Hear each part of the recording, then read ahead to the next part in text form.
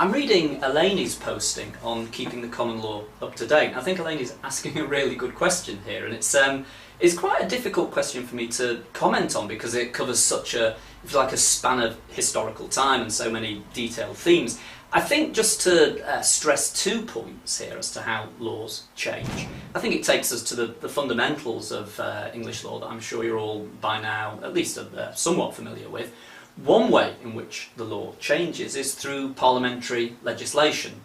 Legislating, creating an act of parliament that changes law is obviously a good way of updating the law, repealing old law. It's not the only way. Judges themselves, I think, are lawmakers. There's something of a debate about that. Personally, I think that it's hard to argue that judges don't create law, so let's proceed on the basis that they do. And clearly in changing the common law on a case-by-case basis, judges are themselves changing the law.